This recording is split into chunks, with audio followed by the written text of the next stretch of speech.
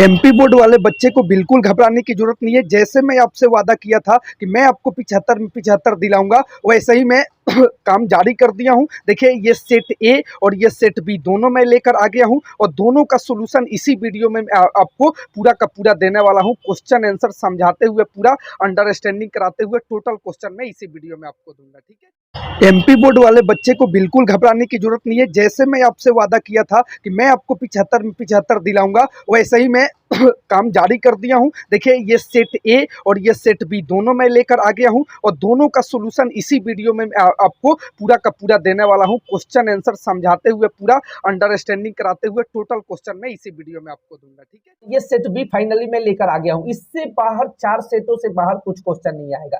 ठीक है, चलिए तो देरी ना करते हुए चलते हैं अपने क्वेश्चन की तरफ। इनमें से कौन सी रबी फसल है?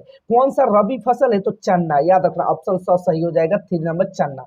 ठीक है, दूसरा क्वेश्चन है, देश का सबसे पुराना कृत्रिम पतन कौन सा है? तो चेन्नई। याद रखना, चेन्नई, यानी ऑप्शन अ सही हो जाएगा। ठीक है, चलिए 3 नंबर क्वेश्चन की तरफ चलते हैं। 3 नंबर क्वेश्चन क्या बोलता है? यहाँ पे 3 नंबर क्वेश्चन है कि सीमांत सड़क संगठन कब स्थापित किया गया? सीमांत सड़क संगठन कब स्थापित किया गया? तो 1960 में। याद रखना, 1960 ईस्वी में। ठीक है, 3rd नंबर ऑप्शन सही हो जाएगा। 4th है, भविष्यवाणी के अनुसार 2025 में कितने लोग जल की नितांत कमी झेलेंगे? तो याद रखना 20 करोड़, लगभग 20 करोड़ इसका सही हो जाएगा द। ठीक है, 5 नंबर क्वेश्चन है, शेली को श्रीलंका में कब राजा घोषित किया गया था? 1956 ईस्वी में। ठीक है, चलिए 6 नंबर क्वेश्चन है, पृथ्वी का कितना भाग जल से घिरा हुआ है? तो 3/4। ठीक है, चलिए ये इंग्लिश में दिया गया है और ये इंग्लिश में भर लीजिएगा। ये इसका ग्राम हो जाएगा। फर्स्ट का सी नंबर ऑप्शन सही हो जाएगा। ठीक है, चलिए सेकंड का चेन्नई हो जाएगा और थर्ड का आपका 9060 हो जाएगा, यानी ऑप्शन सी सही हो जाएगा, 9060। और 4th नंबर का यहाँ पे देखिए 4 नंबर 2 बिलियन हो जाएगा, इसका ऑप्शन डी सही हो जाएगा, 2 बिलियन। ठीक है, चलिए इधर देखिए, ये इसका 5th का आपका सही आंसर कौन सा हो जाएगा? 9056 हो जाएगा, यहाँ पे 9056 हो जाएगा, ऑप्शन डी सही हो जाएगा। ठीक है, 6 नंबर है, इसका हो जाएगा 3/4, 3/4। ठीक है, चलिए रिक्त स्थानों की पूर्ति करें। मनुष्य वस्तु निर्माण का, देखिए यहाँ पे मनुष्य का वस्तु निर्माण करने का आय डैश कहलाता है? तो उद्योग। ठीक है, देखिए ये 4 सेट ही आपको कंप्लीट करके जाना है, ए बी सी डी। इससे बाहर आपके एग्जाम में कुछ क्वेश्चन नहीं आएगा। ठीक है, यही 4 सेट जो आपको मैं कराऊंगा, ए सेट करा दिया हूं, लिंक डिस्क्रिप्शन में, कमेंट बॉक्स में जाकर जरूर उसे देखिए। और सेट बी ये फाइनली आपके सामने है, और सेट सी और सेट डी 2 और आपको देना है। ठीक है, इससे बाहर आपके एग्जाम में कुछ नहीं आएगा। बस 4 सेट मेरी गारंटी है, अगर नहीं आए तो कमेंट आकर कुछ भी करना, मैं आपका रिप्लाई दूंगा। ठीक है, बस आपको 4 सेट जरूर देख कर जाना। यदि आपको 75 में 75 करके आना है और एग्जाम से लौटते समय खुशी लेना है, आपके चेहरे पर खुशी रखना हो तब। ठीक है, चलिए सेकंड नंबर क्वेश्चन है, कपास डैश का पहला प्रतीक थी? कपास डैश का पहला प्रतीक थी नए युग। ठीक है, 3 नंबर है, डैश पर आधारित सामाजिक विभाजन सिर्फ भारत में ही है? जातिवाद। ठीक है, चलिए 4th नंबर क्वेश्चन है, भारतीय संविधान में भारत को राज्यों का डैश घोषित किया गया? तो संघ। ठीक है, 5th नंबर है, बेल्जियम डैश का एक छोटा देश है? तो यूरोप का। ठीक है, भारत में सड़क जाल लगभग डैश किलोमीटर है? तो 56 लाख। ठीक है, चलिए इसके बाद ये फिल इन द ब्लैंक से आप दिया गया है, फिल इन द ब्लैंक्स उसका इंग्लिश में ट्रांसलेट करके भर लीजिएगा। ठीक है, चलिए सही जोड़ा मिलाना है, प्रश्न 3 में सही जोड़ा मिलाना। ठीक है, चलिए फर्स्ट नंबर है, वायु प्रदूषण का कारण? तो कार्बन मोनोऑक्साइड। याद रखना, वायु प्रदूषण का कारण क्या है? Carbon monoxide. Second number question है, करेंसी। करेंसी देश की सरकार उसे प्राधिकृत करती है, यानी अब ये लास्ट वाला ऑप्शन सही हो जाएगा। चाय, चाय का असम हो जाएगा। ठीक है, गैर प्रजातंत्रीय। चलो यहाँ पे एक वाक्य में उत्तर देना है। ठीक है, एक वाक्य में सबका उत्तर देना है। फर्स्ट नंबर क्वेश्चन है, हवाई जहाज बर्तन व तार बनाने में किस धातु का उपयोग किया जाता है? तो एल्युमिनियम। ठीक है, साइमन का मिशन भारत कब पहुंचा? 1928 ईस्वी में। लैंगिक विभाजन किस पर आधारित है? सामाजिक अपेक्षाओं। बेल्जियम की राजधानी बताइए? ब्रुसेल्स। इसी तरीके से आपको सभी देख लेना है, यहाँ पे तृतीय क्षेत्रक, और ये 6 नंबर भी यहाँ पे उदारीकरण। ठीक है, 6 का उदारीकरण। सारे ये एक शब्द में उत्तर देना है, पढ़ के ये सारे याद कर लेना है। ठीक है, सेम टू सेम इसी तरीके से क्वेश्चन आपको देखने को मिलेगा। ठीक है, चलिए इधर ये इंग्लिश में दिया गया है, ये भी एक शब्द में इसका उत्तर देना है। सभी सेंटेंस का। अब चलिए नीचे की तरफ, सत्य असत्य बताना है। बेरोजगारी का आशंक के कारण मजदूर नई प्रौद्योगिकी को पसंद करते थे, तो असत्य हो जाएगा, ठीक है, सत्य इसका। भारतीय संघ की नई इकाई को बहुत ही कम अधिकार है, सही हो जाएगा, सत्य हो जाएगा। भारतीय रेल मार्गों की लंबाई एशिया में सबसे अधिक है, गलत हो जाएगा, असत्य हो जाएगा। इसी तरीके से आपको देख लेना है सारे को। ये देखिए जिस पे क्रॉस है वह सत्य है, जिस पे सही का साइन है वो सत्य है, ठीक है, आपको लगा लेना है। वीडियो को मैं ज्यादा लॉन्ग करना नहीं चाहता हूं, इसलिए मैं आपको इस तरीके से बता रहा हूं, ठीक है। चलिए अब सारा यहाँ पे आंसर मैं पहले ही दे चुका हूं, ठीक है। चलिए अब फाइनली ये क्वेश्चन दिया गया आपके सामने, ठीक है। क्वेश्चन को देख लीजिए पहले line by line. 6 number question, जैव और अजैव संसाधन क्या होते हैं, उदाहरण दे, कुछ उदाहरण दे, ठीक है। सारे क्वेश्चन को देख लीजिए, सबका सॉल्यूशन मैं एक जगह दूंगा और उसमें समझाने की भी, विस्तृत समझाने की भी कोशिश करूंगा, एक ही जगह सभी क्वेश्चन का आंसर, ठीक है। तो चलिए सबसे पहले क्वेश्चन देख लीजिए यहाँ पे, उसके नीचे भी क्वेश्चन है, पवन अपर्दन किसे कहते हैं, ठीक है। इसे ये 6 नंबर, ये 7 नंबर, ये सारे क्वेश्चन आपको ढंग से प्रिपरेशन, चारों सेट, मात्र बार बार बता रहा हूँ 4 सेट ही आपको देख कर जाना है। सी सेट तुरंत मैं लेकर आने वाला हूँ। चैनल पे नए हैं तो चैनल को सब्सक्राइब कर लीजिए, ताकि सेट सी और सेट डी का नोटिफिकेशन सबसे पहले आप तक पहुंचे और आप पूरे अच्छे तरीके से प्रिपरेशन करके जाए और 75 में 75 करके आ सके, ठीक है। चलिए उसके बाद पवन अपर्दन हो गया। ये देखिए 8 नंबर क्वेश्चन, यहाँ पे रबी और खरीफ फसलों के नाम लिखिए। 8 नंबर, ये फसल का नाम लिखना है आपको, सारा विस्तृत ढंग से समझाने की कोशिश करूंगा, सबका आंसर, ठीक है। चलिए 9 नंबर भी इधर क्वेश्चन दिया गया है।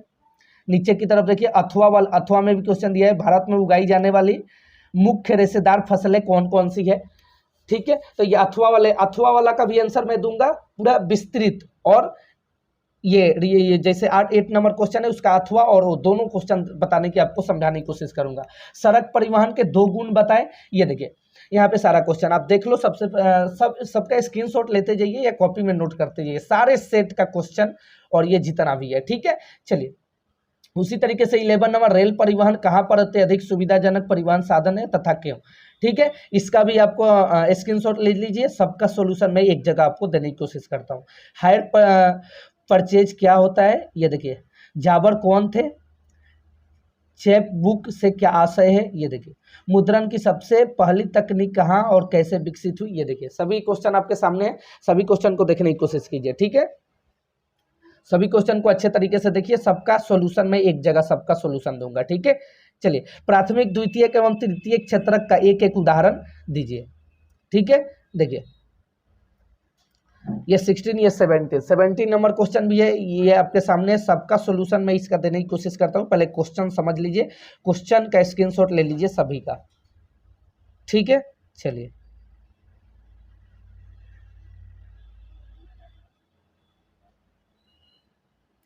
देखिए इसके बाद ये 19 नंबर क्वेश्चन देख लीजिए, ये 20 नंबर आपके सामने है, ये 21 नंबर है, ठीक है। अग्नेय तथा कार्यांतरित चट्टानों की खनिजों का निर्माण कैसे होता है, ये देखिए 22 नंबर, गांधी जी ने असहयोग आंदोलन को वापस लेने का फैसला क्यों लिया, ठीक है। ये 22 का अथवा वाला क्वेश्चन है, ठीक है। चलिए 23 नंबर लास्ट क्वेश्चन है, ठीक है। ये लास्ट, किसी भी राजनीतिक दल के क्या गुण होते हैं, राजनीतिक गुण, किसी भी राजनीतिक के क्या गुण होते हैं, राजनीतिक दल के क्या गुण होते हैं, ये सारा क्वेश्चन मैं दिखा दिया सेट सी का, ठीक है। अब सभी का सॉल्यूशन मैं एक जगह आपको दूंगा, ये देख लीजिए, ठीक है। सभी क्वेश्चन का 6 से लेकर 23 तक का सॉल्यूशन मैं एक जगह सबका दूंगा, ठीक है। चलिए चलते हैं। 6 नंबर है, जैव और अजैव संसाधन क्या होते हैं, कुछ उदाहरण दे। देखिए जैव संसाधन, जैव का मतलब होता है जो फिर से उपजाया जा सके, ठीक है, और अजैव जो फिर से इसे नवीकरणीय नहीं किया जा सकता है, फिर से उपजाया नहीं जा सकता है, ठीक है, तो उसे अजैव कहते हैं। जिसे फिर से नवीकरित किया जा सकता है, फिर से उपजाया जा सकता है, उसे जैव संसाधन, ठीक है। तो वही मैं लिखा हूं, ऐसा संसाधन जिसकी प्राप्ति जीव मंडल से होती है उन्हें जैव संसाधन कहते हैं, ठीक है, तथा जिसमें जीव पर्याप्त होता है, उदाहरण है मानव, वनस्पति जात, पशुधन आदि, ठीक है। अजैव संसाधन है ऐसे संसाधन जो निर्जीव वस्तुओं से बने होते हैं, उन्हें अजैव संसाधन कहते हैं, उदाहरण चट्टान, धातुएं, कोयला, गैस, ठीक है। चलिए उसके बाद क्वेश्चन है मृदा अपर्दन, उसके बाद अगला क्वेश्चन है, देखिए मृदा अपर्दन से क्या तात्पर्य है। मृदा अपर्दन, देखिए अपर्दन का मतलब होता है कटाव या बहाव, कटाव या बहाव, तो मृदा अपर्दन यानी मृदा का कटाव या बहाव। तो लिखा हूं, मृदा के कटाव और उसके बहाव की प्रक्रिया को मृदा अपर्दन कहा जाता है, ठीक है, आसानी से आप लिख सकते हैं। उसके बाद अगला क्वेश्चन है यहाँ पे कि पवन अपरदन क्या है। तो पवन अपरदन यानी पवन का बहाव या कटाव, ठीक है। तो मृदा का जब पवन यानी हवा, पवन का मतलब हवा, तो जब हवा के कारण मृदा का बहाव है होगा या कटाव होगा, यानी पवन जब हवा आता है तो मिट्टी को उड़ा देता है, तो उसी को पवन अपरदन कहते हैं। तो वही यहाँ नीचे लिखा हूँ, पवन द्वारा मैदान अथवा ढालू क्षेत्र से मृदा को उड़ा ले जाने की क्रिया को पवन अपरदन कहा जाता है, ठीक है। चलिए वही तो मैं लिखा हूँ यहाँ पे, तो आसानी से आप याद करके जाएंगे, अब याद करने में आपको कोई परेशानी नहीं होगी, ठीक है। चलिए चलते हैं अपने अगले क्वेश्चन की तरफ। ये सारे क्वेश्चन को आपको ढंग से याद कर लेना है, ठीक है। यहाँ पे नहीं है, ये देखिए, पवन द्वारा मैदान अथवा ढालू क्षेत्र से मृदा को उड़ा ले जाने की प्रक्रिया को पवन अपरदन कहा जाता है, ठीक है। सभी क्वेश्चन को आपको ढंग से याद कर लेना है, मैं सारा यहीं पे आपको याद करा दूंगा, सारा का अर्थ इसीलिए विस्तृत बता रहा हूँ, ठीक है। चलिए नेक्स्ट क्वेश्चन की तरफ चलते हैं। नेक्स्ट क्वेश्चन आपको समझाने की कोशिश करते हैं। नेक्स्ट क्वेश्चन क्या है देखिए, चलिए सारे सेट आपको देखकर जाना है, चारों सेट का ढंग से प्रिपरेशन करके जाना है। बस 4 ही सेट के अंदर से आपके सारे एग्जाम में क्वेश्चन आएंगे और कहीं से आने वाला नहीं है। बस अभी तक कुछ भी नहीं पढ़ा, कोई दिक्कत नहीं है, 4 सेट आपको देखना है बस, ठीक है। चलिए अथवा वाले क्वेश्चन है, समोच्च जुताई किसे कहते हैं? समोच्च जुताई किसे कहते हैं? हो सकता है इसका पार्ट 2 पार्ट में इसको मैं दे सकूं, लेकिन कोशिश करूंगा एक ही पार्ट में ये सेट बी को खत्म करने के लिए, ठीक है, क्योंकि समझाने में लंबा होता है।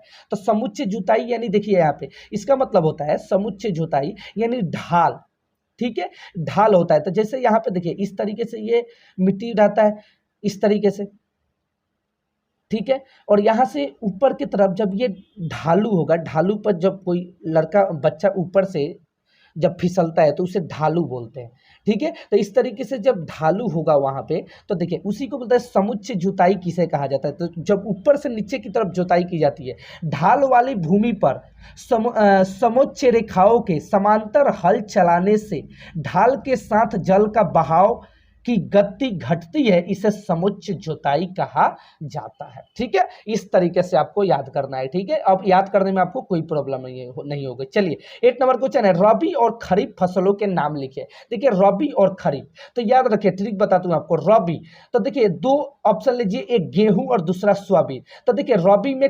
कम अक्षर है और खरीफ में ज्यादा अक्षर है, यानी 3 अक्षर है। तो सोयाबीन में ज्यादा अक्षर है तो खरीफ सोयाबीन हो जाएगा, और रबी में कम अक्षर है तो ये गेहूं, यानी रबी के अंतर्गत गेहूं आ जाता है और खरीफ के अंतर्गत सोयाबीन आ जाता है, ठीक है। इस तरीके से आपको ट्रिक से याद करना है, ठीक है। तो वही मैं लिखा हूं यहाँ पे कि रबी, तो रबी में गेहूं लिखा हूं, गेहूं के साथ साथ देखिए जौ, मटर, चना और सरसों, ठीक है। देखिए इसी तरीके से आपको ट्रिक लगा के लिखना है, रबी में गेहूं, जौ, मटर, चना, गेहूं के साथ साथ और भी हो जाएगा, ठीक है। जौ, मटर, चना तथा सरसों कुछ मुख्य रबी फसल है। खरीफ में देखिए, खरीफ में नीचे में डाला हूं चावल, मक्का, ज्वार, बाजरा, ठीक है, अरहर, मूंग, उड़द, कपास, मूंगफली, सोयाबीन आदि खरीफ फसल है, ठीक है। देखिए ये मक्का जो है ये खरीफ के अंतर्गत आएगा। देखिए रबी के अंतर्गत कितना लोग बताते हैं कि रबी भी होगा, लेकिन याद रखिए रबी में भी ये होता है, लेकिन फाइनली इसको खरीफ में डाला गया क्योंकि ये बरसात के मौसम में होते हैं, ठीक है। तो ये मक्का जो है खरीफ फसल है, ठीक है, याद रखना। चलिए नेक्स्ट क्वेश्चन के अथवा वाले क्वेश्चन की तरफ चलते हैं और अथवा वाला क्वेश्चन आपको समझाने की कोशिश करते हैं, ठीक है। इसी का अथवा वाले क्वेश्चन दिया गया है, ठीक है। सारे क्वेश्चन को आपको ढंग से प्रिपरेशन करके जाना है, सारे क्वेश्चन को याद करके जाना है, एग्जाम में फोड़ के आना है आपको, 75 में 75 करके आना है आपको एग्जाम में, ठीक है। चलिए अथवा में है, भारत में उगाई जाने वाली मुख्य रेशेदार फसलों के नाम यहाँ पे बताना है, ठीक है। उगाई जाने वाली रेशेदार फसल तो कौन है? तो कपास, जूट, सन और प्राकृतिक रेशम भारत में उगाई जाने वाली 4 मुख्य रेशेदार है, ठीक है। कपास, जूट, सन और प्राकृतिक रेशम, ये भारत में रेशेदार फसल है, ठीक है। रेशेदार का नाम आए तो इसी तरीके से आपको ये 4 नाम लिखना है, ठीक है। अगला आधारभूत उद्योग से क्या आशय है, उदाहरण दीजिए, ठीक है। चलिए आधारभूत उद्योग, तो देखिए इसका आंसर मैं यहाँ पे दिया हूँ, ठीक है। आधारभूत उद्योग से क्या आशय है? तो वे उद्योग जो अन्य उद्योगों के आधार होते हैं और इन्हें उत्पादन अन्य उद्योगों के निर्माण तथा संचालन के काम आते हैं, जैसे लोहा, इस्पात, तांबा, प्रगलन एवं एल्युमिनियम, ठीक है।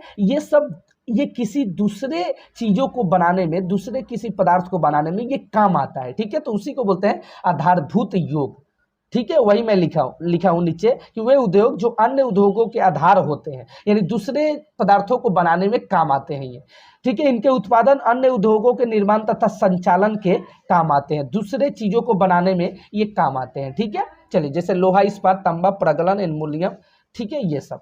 चलिए अथवा वाले क्वेश्चन है, वायु प्रदूषण को नियंत्रित करने का उपाय लिखिए। ठीक है, वायु प्रदूषण वायु प्रदूषण यानी वायु में जब कार्बन डाइऑक्साइड की मात्रा बढ़ जाती है, यानी वाहन जब चलाते हैं तो उससे जो धुआं निकलता है उसी से वायु प्रदूषण होता है। तो नियंत्रित करने के 2 कारण लिखना है। तो कारखानों की नियमित की ऊंचाई बढ़ानी चाहिए, कारखानों के नियमित ऊंचाई को बढ़ानी चाहिए। उद्योगों से कम प्रदूषण करने वाली प्रौद्योगिकी को अपनाना चाहिए। उद्योग में जो कम प्रदूषण है, कम जिससे धुआं निकलता हो, उसी को अपनाना चाहिए। ठीक है, तो ये 2 कारण आपको लिख देना है, 2 गुण आपको लिख देना है। ठीक है, चलिए ये तीसरा भी मैं लिख दिया हूं। ठीक है, उद्योगों में प्रदूषण नियंत्रक उपकरणों का उपयोग करना चाहिए। यहाँ पे 2 बोला था, दोनों में कोई 2 लिख दीजिएगा, 3 दिया हूं, कोई 2 लिख देना है। ठीक है, 10 नंबर क्वेश्चन है, सड़क परिवहन के 2 गुण बताए। तो सड़क परिवहन यानी सड़क पर जो वाहन चलती है उसी को सड़क पर चलने वाली वाहन, ठीक है, उसी को बोलते हैं सड़क परिवहन के 2 गुण बताइए। तो सड़क परिवहन के 2 गुण निम्न है। पहला है, सड़कें उबड़ खाबड़ जगहों पे बनाई जा सकती है। ठीक है, दूसरा है, सड़कें गांव के शहरों को जोड़ती है। तीसरा भी मैं लिख दिया हूं यहाँ पे, छोटी और कम दूरियों के लिए तीव्र गति से परिवहन सड़कों द्वारा संभव है, देखिए 2 बात बोला था मैं, 3 लिखा हूं, कोई 2 आपको लिख देना है। ठीक है, सड़क परिवहन, सड़क पर चलने वाले वाहन वगैरह तो उसी को सड़क परिवहन बोलते हैं, जो सड़क पर ट्रेवल करते हैं उसी को सड़क परिवहन। तो सड़कें उभर खाबड़ जगहों पे बनाई जा सकती है और सड़कें गाँव को शहरों से जोड़ती है। कोई भी, ये 3 में आपको बता दिए, कोई भी 2 लिख देना है। ठीक है, चलिए अथवा में ये क्वेश्चन है, परिवहन के साधन तथा संचार के साधनों में अंतर लिखिए। ठीक है, चलिए तो साधन और संचार के साधनों में आपको अंतर बताना है। परिवहन के साधन, ठीक है, जिसमें हम लोग चलते हैं। ठीक है, संचार के साधन जो, तो वही आपको लिखना है, सड़क परिवहन के साधन संचार का मतलब होता है कि जो फोन से जैसे बात की जाती है तो उसको संचार के साधन बोलते हैं, जो एक जगह से दूसरे जगह जाना ना पड़े। ठीक है, तो ये जल, धरा तथा वायु पर चलते हैं। परिवहन के साधन यात्रियों एवं वस्तुओं को एक स्थान से दूसरे स्थान तक ले जाने में सहायक होते हैं। और संचार के साधन ये विद्युत तरंगों से संचालित होते हैं। और दूसरा है, संचार के साधन सूचनाओं व संदेशों का आदान प्रदान करते हैं। यहाँ पे 2 लिख दीजिएगा, ये 2 नंबर है। ठीक है, चलिए तो संचार के साधन जैसे मोबाइल हो गया तो संचार के साधन है, और ये परिवहन के साधन जैसे बाइक हो गया, साइकिल हो गया, कार हो गया, तो ये परिवहन के साधन है। ठीक है, तो वही दोनों में मैं अंतर आपको 2 अंतर बताने की कोशिश किया हूँ। ठीक है, चलिए तो संदेशों द्वारा ये संचार के साधन है, वाहनों द्वारा ये परिवहन के साधन है। चलिए 11 नंबर है, रेल परिवहन कहाँ पर अत्यधिक सुविधाजनक परिवहन साधन है और क्यों? ठीक है, चलिए इसका उत्तर बताना है। रेल परिवहन, जैसे आप ट्रेन वगैरह, रेल परिवहन कहाँ पर अत्यधिक सुविधाजनक होती है। ठीक है, इनके गुण बताना है। चलिए तो इसका उत्तर हो जाएगा, भारत में रेल परिवहन वस्तुओं तथा यात्रियों के परिवहन का प्रमुख साधन है। ठीक है, रेल परिवहन मैदानी भागों में अत्यधिक सुविधाजनक है। ठीक है, क्योंकि रेल यात्री तथा माल ढोने का प्रमुख साधन है। ये गुण है, रेल यात्री तथा माल ढोने का प्रमुख साधन है। दूसरा है, रेल परिवहन से कई तरह के कार्य एक साथ किए जा सकते हैं, जैसे व्यापार, तीर्थ यात्रा, माल की ढुलाई आदि। ठीक है, इस तरीके से आपको बना देना है।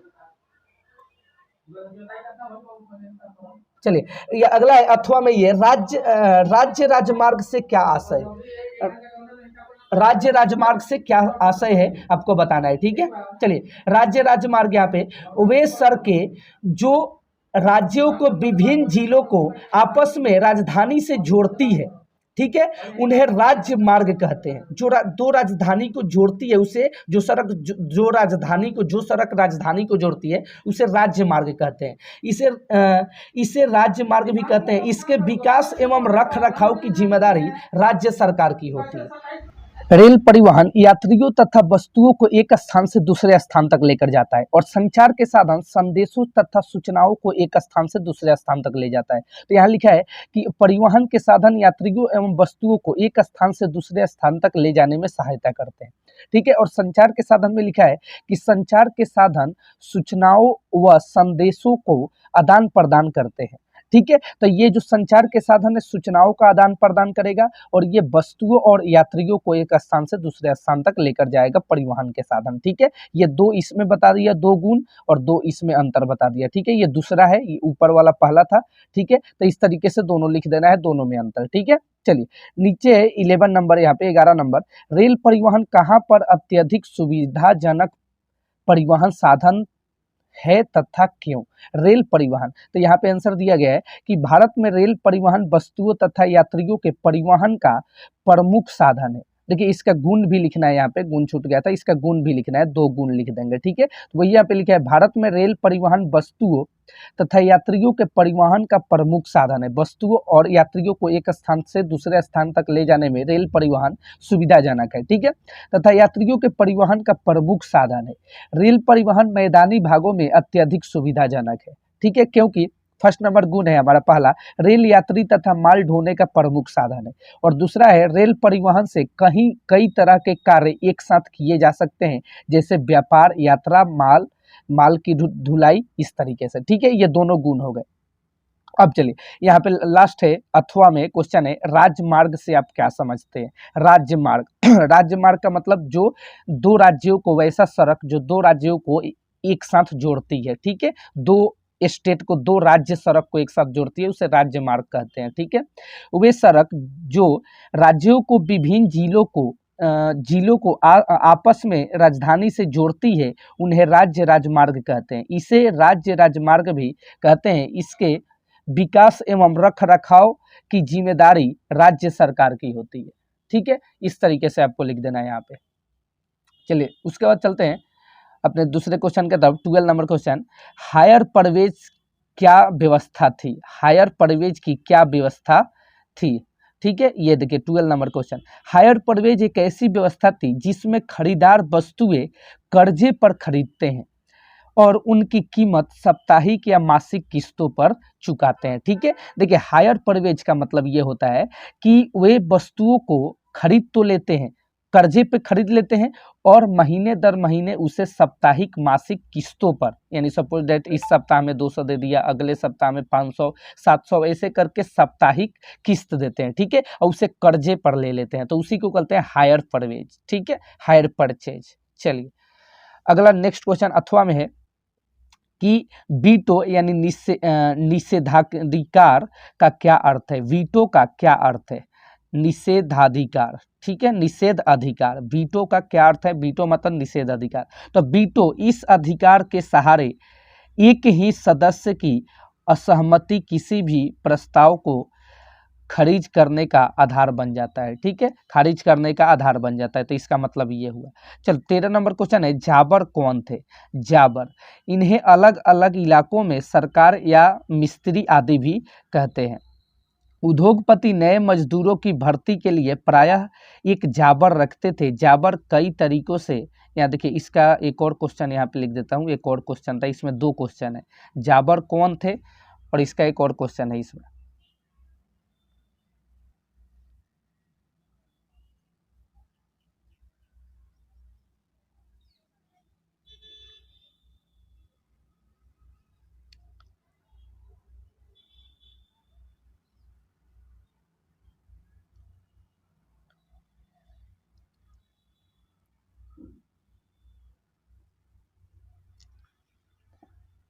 चलिए अथवा में यहाँ पे क्वेश्चन है, यहाँ पे उद्योगपति नए मजदूर की भर्ती के लिए प्रायः एक जाबर रखते थे। जाबर कोई पुराना और विश्वस्त कर्मचारी होता था, ठीक है। अथवा में है औद्योगिक उत्पादन से क्या आशय है। औद्योगिक उत्पादन से क्या आशय है, ठीक है, उत्पादन। तो देखिए जब हम औद्योगिक उत्पादन की बात करते हैं तो हमारा आशय फैक्ट्रियों में होने वाले उत्पादन से होता है, ठीक है, इसे कहते हैं उद्योग यानी फैक्ट्री, ठीक है। तो फैक्ट्री से होने वाले उत्पादन को ही क्या बोलते हैं, औद्योगिक उत्पादन, ठीक है। इस तरीके से आपको लिख देना है, 2 मार्क्स में ये आता है, ठीक है।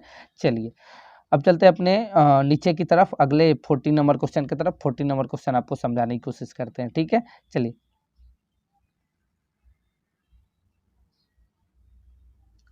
पूरा का पूरा आपको करके आना है एग्जाम में। टोटल 75 में 75 करके आना है। ये दोनों सेट पूरा का पूरा आपको देखना है। 2 सेट ये हो गए दोनों सेट, और 2 सेट और 4 सेट वादा किए थे देने के लिए, बस 4 सेट ही आपको कंप्लीट करना है और 75 में 75 करना है। ठीक है, चलिए 14 नंबर है चेक बुक यानी गुटखा से क्या आशय है। चेक बुक से क्या आशय है, चेक बुक से क्या आशय है। तो यहाँ पे लिखा है चेक बुक पॉकेट बुक के, यहाँ देखिए चेक बुक इस तरीके से होता है, देखिए यहाँ आधा काट देंगे इसको, ठीक है, इस तरीके से एक मोबाइल के कवर के आकार का।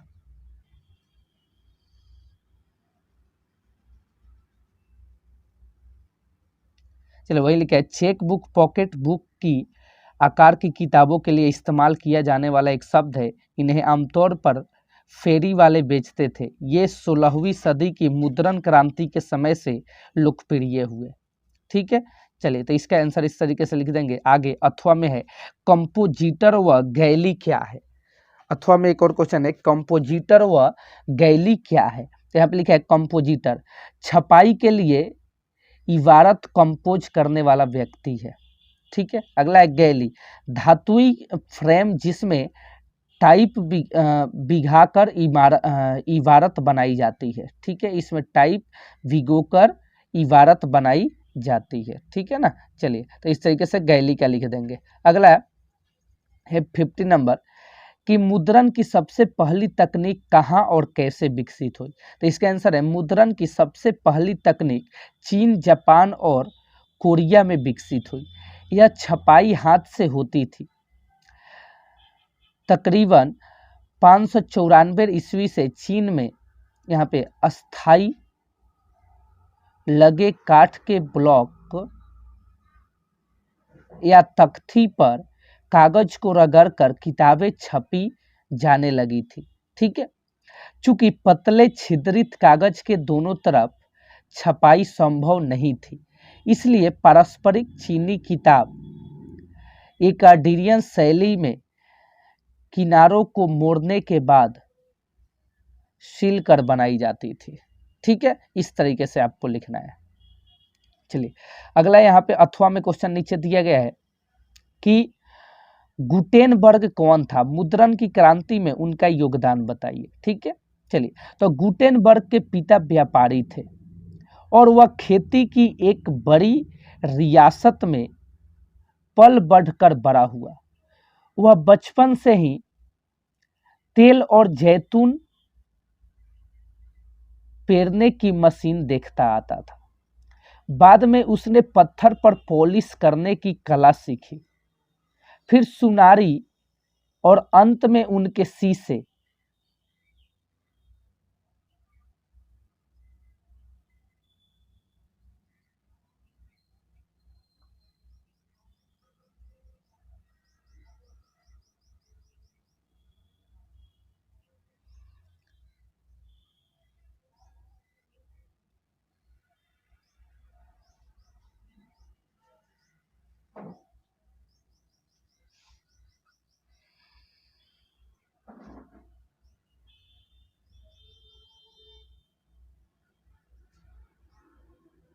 और दूसरे पेज में लिखा है शीशे।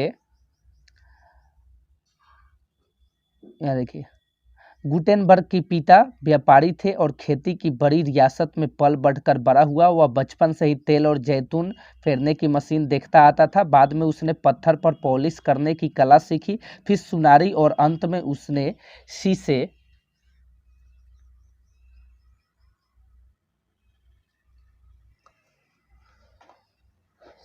को इच्छित आकृतियों में गढ़ने में महारत हासिल कर ली।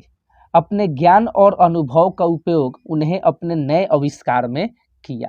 ठीक है, चलिए 16 नंबर क्वेश्चन है प्राथमिक, द्वितीयक एवं तृतीयक क्षेत्रक का एक एक उदाहरण दीजिए। प्राथमिक क्षेत्रक मछली पालन, द्वितीयक क्षेत्र है यहाँ पे आपका गन्ने से चीनी, और तृतीयक क्षेत्रक संचार। ठीक है, इस तरीके से आपको लिखना है, दोनों उदाहरण लिखने के आ जाए। प्राथमिक क्षेत्रक याद कर लीजिएगा मछली पालन, द्वितीयक क्षेत्रक गन्ने की चीनी और तृतीयक क्षेत्रक संचार। अथवा में क्वेश्चन है कि सेवा क्या है।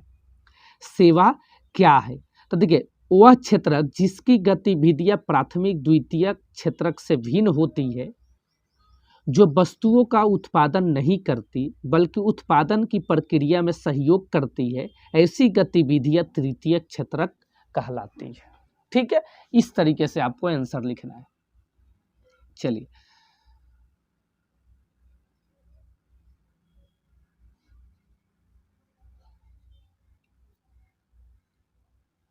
चूंकि तृतीय क्षेत्रक वस्तुओं के उत्पादन के बजाय सेवाओं का एक सृजन करता है, इसलिए इसे सेवा क्षेत्र भी कहते हैं। ठीक है, इस तरीके से आपको पूरा लिख देना है। उदाहरण, दर्जी, पुजारी, कॉल सेंटर के कर्मचारी आदि। ठीक है, चलिए आगे चलते हैं। बहुराष्ट्रीय कंपनियों से आप क्या समझते हैं? बहुराष्ट्रीय कंपनियों से आप क्या समझते हैं? एक बहुराष्ट्रीय कंपनी वह है जो एक से अधिक राष्ट्र में उत्पादन करती है। ये कंपनियां बड़े पैमाने पर उत्पादन करती है और उत्पादित वस्तुओं को अनेक राष्ट्रों में बेचती है। ठीक है, चलिए, तो बहुराष्ट्रीय कंपनी यही है। आगे अथवा में है, वैश्वीकरण से किस उपभोक्ता वर्ग को अधिक लाभ हुआ है? ठीक है, तो शिक्षित, कुशल और संपन्न लोगों ने वैश्वीकरण से मिले नए अवसरों का काम सर्वोत्तम उपयोग किया है। ठीक है, इस तरीके से आपको लिखना है। अगला है, भारत में जैव विविधता को कम करने वाले कारकों को बताइए। तो भारत में जैव विविधता को कम करने वाले कारक निम्न है। ठीक है, जिसमें पहला है, यहाँ पे लिखना है आपको, पहला है जंगलों में आग लगाने के कारण जंगल का बड़ा हिस्सा नष्ट हुआ है। जंगलों में आग लगने के कारण जंगल का बड़ा हिस्सा नष्ट हुआ है। दूसरा है, सड़क मार्ग, रेल मार्ग आदि के निर्माण के कारण भी वन नष्ट हुआ है। तीसरा है, पशुओं की खाल, मांस एवं हड्डियों के लिए जीवों का शिकार किया गया है, जिससे कई जीव लुप्त होने की कगार पर है। ठीक है, इस तरीके से आपको तीनों लिख देना है। ठीक है, 3 जैव विविधता के कारक है, ये तीनों लिख देना है। ठीक है ना। चलिए, अब नीचे है, अथवा में क्वेश्चन है यहाँ पे कि वन पर्यावरण के महत्वपूर्ण अंग है, इस कथन को स्पष्ट कीजिए। वन पर्यावरण के महत्वपूर्ण अंग है। उत्तर लिखना है, वनों एवं पर्यावरण में घनिष्ठ संबंध है। यह निम्न तथ्यों से स्पष्ट है। पहला है, वन वायुमंडल को शुद्ध रखते हैं और वायु प्रदूषण को कम करते हैं। दूसरा है, वन वायुमंडल को ऑक्सीजन प्रदान करते हैं। ठीक है, चलिए आगे आपको दिखाते हैं।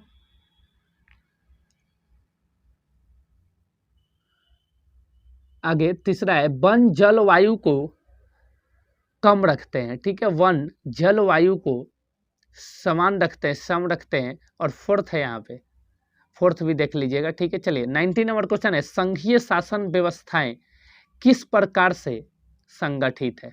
ठीक है, ये 19 नंबर क्वेश्चन आपको करा दिया। ये देखिए, संघीय शासन व्यवस्थाएं किस प्रकार से गठित होती है। संघीय व्यवस्थाएं, जिसमें से पहला है, पहला तरीका यहाँ पे देख लीजिए आप। वीडियो को ज़्यादा लॉन्ग करना नहीं चाहते हैं, ये देख लीजिए आप, इसका स्क्रीनशॉट ले लीजिए सभी का। ठीक है, वीडियो ज़्यादा लॉन्ग हो जाएगा। ठीक है ना, इसलिए इसका स्क्रीनशॉट ले लीजिए जल्दी जल्दी। स्क्रीनशॉट लेके सारे कॉपी में लिख लीजिएगा। ठीक है, ये 20 नंबर क्वेश्चन हो गए। चलिए, ये आपका ये अथवा वाला क्वेश्चन हो गया।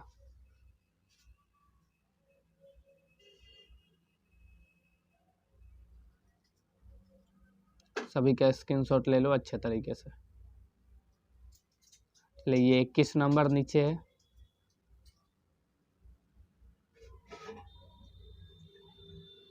ये देखो, ये लौ, इसका लौ और अलौ खनिज के बारे में बताइए। ये 22 नंबर नीचे क्वेश्चन देख लीजिए। लास्ट एक और है, 23 नंबर क्वेश्चन दिखाता हूँ। इसका सबका स्क्रीनशॉट बारीकी से लीजिए अच्छे तरीके से। ठीक है, पूरा 75 में 75 करके आना है आपको एग्जाम में। ठीक है, एक भी मार्क्स कम नहीं करके आना है। जब एग्जाम में से लौटे तो आपके चेहरे पे रौनक होना चाहिए, बस यही देखना है मुझे। ठीक है, चारों सेट कराऊंगा, बस 4 सेट ही आपको देखना है और कुछ नहीं करना है। ए और बी दोनों इसमें कंप्लीट हो जाएगा। सी और डी का एक और बना दूंगा वीडियो। ठीक है, आज तक आपका समय है, आज पूरे रात, कल आपका एग्जाम है। ये देखिए 23 नंबर फाइनली, ये देखिए लास्ट है ये। ठीक है। इसके बाहर आपके एग्जाम में कुछ क्वेश्चन नहीं आएंगे, देख लीजिए। बस 4 सेट आपको देख कर जाना है, स्क्रीनशॉट ले लीजिए जल्दी से। यही 4 सेट के अंदर से आपके क्वेश्चन एग्जाम में आएंगे। ठीक है, चलिए। तो ये मैं यहाँ पे आपसे वादा करता हूँ कि 75 में 75 मार्क्स दिलाने के वादा करता हूँ यहाँ पे। ठीक है, यहाँ पे मैं चारों से 4 ही सेट आपको कराऊंगा टोटल। ठीक है, यहाँ पे सेट ए लेकर आ गया हूँ। यहाँ पे सबसे पहले मैं इसको सोल्यूशन कराऊंगा और 75 में 75 दिलाने की आपकी गारंटी लेता हूँ मैं। ठीक है, चलिए आप बिना देरी करते हुए, वीडियो को लॉन्ग ना करते हुए, देरी ना करते हुए, चलिए क्वेश्चन की तरफ चलते हैं और क्वेश्चन आपको ये सेट ए सॉल्व कराने की कोशिश करता हूँ। फर्स्ट क्वेश्चन है, भारत में वन्य जीव सुरक्षा अधिनियम कब पारित हुआ? तो याद रखिएगा 1972 ईस्वी में। ठीक है, भारत में वन्य जीव सुरक्षा अधिनियम कब पारित हुआ? 1972 ईस्वी में। ठीक है, सारे क्वेश्चन को आपको याद कर लेना है। किस राज्य में बॉस ड्रिप सिंचाई सामान्य है? तो मेघालय, याद रखना। ठीक है, देश का सबसे पुराना कृत्रिम पतन कौन सा है? तो चेन्नई, याद रखना, चेन्नई। ठीक है, चलिए ऑप्शन और 3 का और सही हो जाएगा, चेन्नई। चलिए 4 नंबर क्वेश्चन है यहाँ पे कि 1804 की नागरिक संहिता को किस नाम से जाना जाता है? तो याद रखिएगा नेपोलियन संहिता, नेपोलियन संहिता। ठीक है, 5 नंबर क्वेश्चन है, भारत में साइमन कमीशन का बहिष्कार किया गया क्योंकि यहाँ पे, क्योंकि वहां पे अंग्रेज जो थे, यानी कमीशन में कोई भारतीय सदस्य नहीं था, सिर्फ अंग्रेज ही अंग्रेज थे, कोई भारतीय सदस्य नहीं थे, इसलिए। ग्रामीण स्थायी सरकार को कहा जाता है नगर कमेटी, याद रखिएगा, नगर कमेटी। ठीक है, चलिए यहाँ पे इंग्लिश में दिया गया है तो 1972 हो जाएगा, 1972 ये मेघालय हो जाएगा। ठीक है, ऑप्शन आप याद कर लेना और ये हो जाएगा चेन्नई, इसका 3 का चेन्नई, सेम टू सेम वही है, सिर्फ इंग्लिश में लिख दिया गया है, बस आपको पढ़ के इसको भी याद कर लेना है। ठीक है, और आपको 75 में 75 करके एग्जाम में आना है, मैं 100 नहीं 200% गारंटी देता हूँ। ठीक है, बस चारों सेट को आपको बारीकी से देख लेना है, चारों सेट को। ये सेट ए है, इसके बाद सेट बी, सेट सी और सेट डी देखना है आपको, और लॉन्ग और शॉर्ट यानी ऑब्जेक्टिव और सब्जेक्टिव दोनों आपको देने वाला हूँ। ठीक है, चलिए तो ये यहाँ पे चेन्नई कर लीजिएगा और यहाँ पे नीचे दूसरा है यहाँ पे नेपोलियनिक कोड, ये नंबर ऑप्शन सही हो जाएगा। ठीक है, यहाँ पे देखिए ये बी सही हो जाएगा क्योंकि कोई इंडियन मेंबर नहीं थे उसमें। ठीक है, चलिए बी नंबर सही हो जाएगा। यहाँ पे नगर कमेटी, ठीक है, 6 का ए सही हो जाएगा। चलिए नेक्स्ट अपने फिल इन द ब्लैंक्स अधिकतर स्थानों को भरना है। ठीक है, पहला हो जाएगा कि विनिर्माण उद्योग सामान्यतः आर्थिक विकास की रीढ़ समझे जाते हैं, तो याद रखिएगा आर्थिक विकास हो जाएगा। ठीक है, दूसरा है कि देश की पहली रेलगाड़ी मुंबई और देश के बीच चलाई गई, तो थाने के बीच चलाई गई। ठीक है, याद रखिएगा मुंबई और थाने के बीच चलाई गई। चलिए तीसरा नंबर क्वेश्चन है, मार्च 1919 में बंबई में एक देश गठन, तो खिलाफत समिति, याद रखिएगा खिलाफत समिति डैश गठन किया गया, बंबई में एक डैश का गठन किया गया, तो खिलाफत समिति। ठीक है, याद रखना।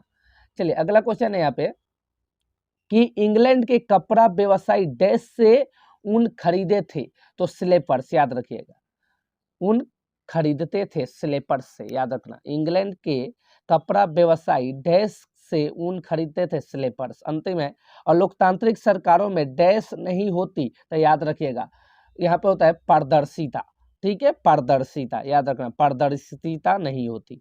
अगला क्वेश्चन है कि तमिलनाडु में ग्रामीण क्षेत्रों के 10% लोग राशन की दुकान का प्रयोग करते हैं, 90% लोग, याद रखना 90% लोग। ठीक है, चलिए आगे चलते हैं अपने। इसके बाद क्वेश्चन है, देख लीजिए यहाँ पे ये इंग्लिश में फिल इन द ब्लैंक्स करना है, सेम टू सेम आप इंग्लिश में उसको कन्वर्ट कर लेना है। ठीक है, इंग्लिश में कन्वर्ट करके ये फिल कर लीजिएगा। चलिए सही जोड़ा मिलाइए, सही जोड़ा आपको मिलाना है।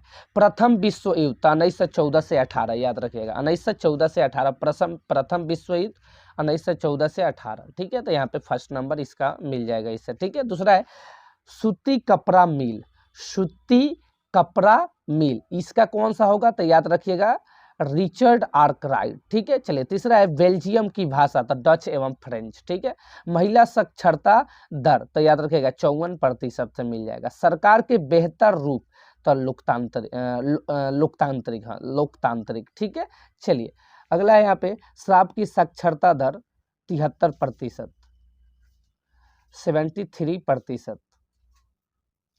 नेक्स्ट ये इंग्लिश मीडियम वाला के लिए है, मैच द फॉलोइंग। अगला है एक वाक्य में उत्तर देना है सबका। ठीक है, चलिए फर्स्ट नंबर क्वेश्चन है, सीमांत सड़क संगठन कब बनाया गया था? सीमांत सड़क संगठन कब बनाया गया था? एक वाक्य में इसका उत्तर देना है। 1960 में, 1960 में, 1960 में, ठीक है। रॉलेट अधिनियम कब लागू हुआ? तो यहाँ पे याद रखना है अप्रैल 1919 में, अप्रैल 1919 में, ठीक है। कार्यपालिका और विधायिका द्वारा बनाए गए कानूनों पर अंकुश कौन रखता है?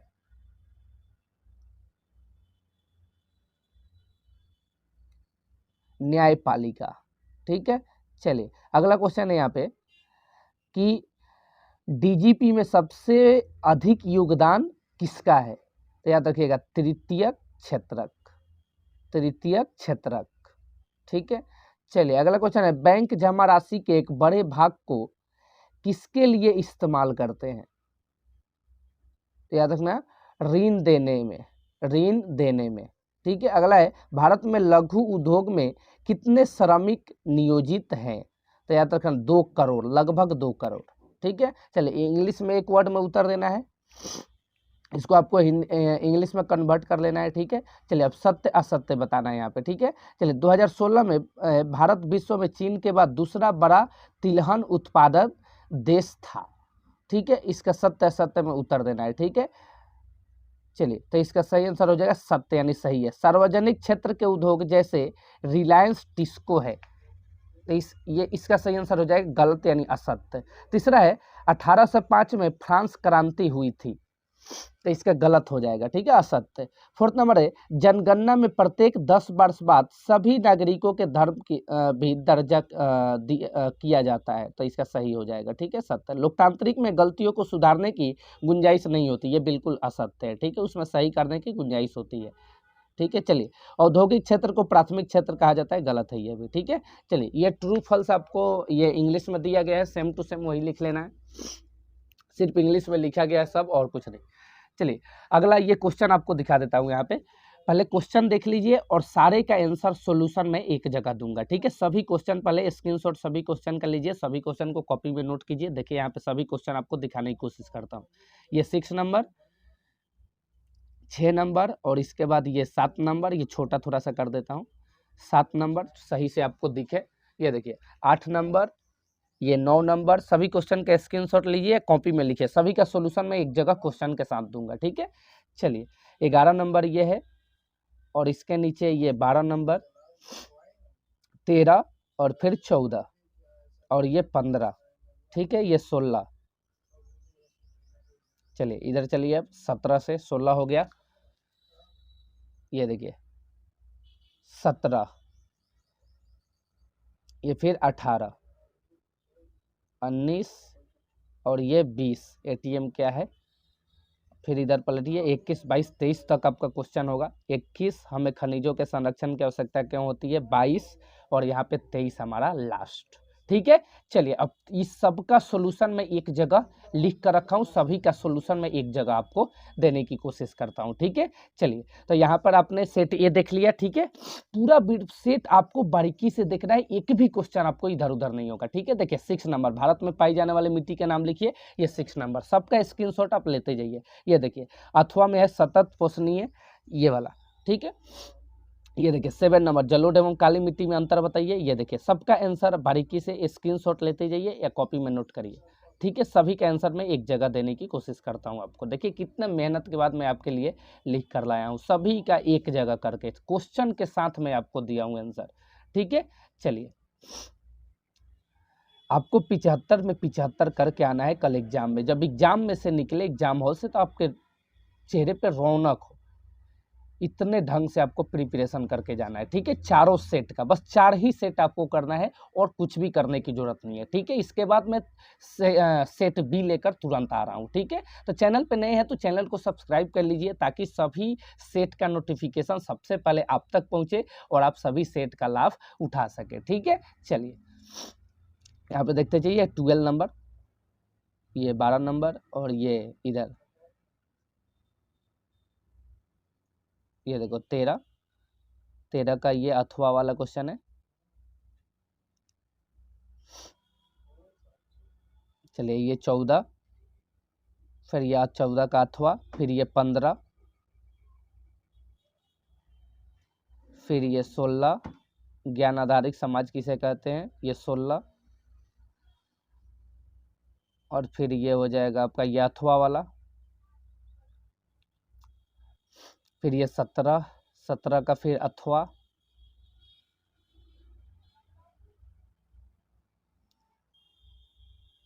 सभी का स्क्रीनशॉट बारीकी से लो, 17, और फिर ये 18 हो जाएगा, 18, और 18 का फिर अथवा वाला भी है नीचे, 18 का अथवा है वाला क्वेश्चन है ये।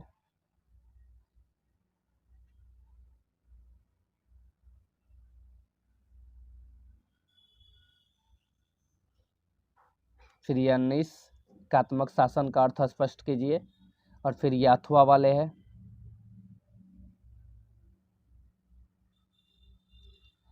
फिर इधर ये आपका आ जाएगा इस साइड, ये 20 एटीएम क्या है स्पष्ट कीजिए। फिर ये अथवा वाले, मृदा के प्रमुख कार्यों की व्याख्या कीजिए। ठीक है, इधर देखिए, फिर ये आपका हो जाएगा नीचे कहाँ 21, 21, दो और क्वेश्चन है, ये देखिए 22, ये अथवा वाले हैं।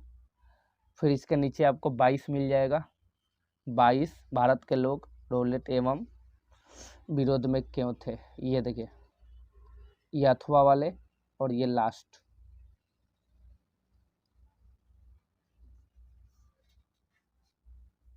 ये लास्ट खत, ये देखो ये 23 नंबर, ये लास्ट क्वेश्चन है, लास्ट क्वेश्चन का लास्ट आंसर। चलो ये अथवा वाला 23 का अथवा वाला है ये। चलिए खत्म आपका सारा का सारा। ठीक।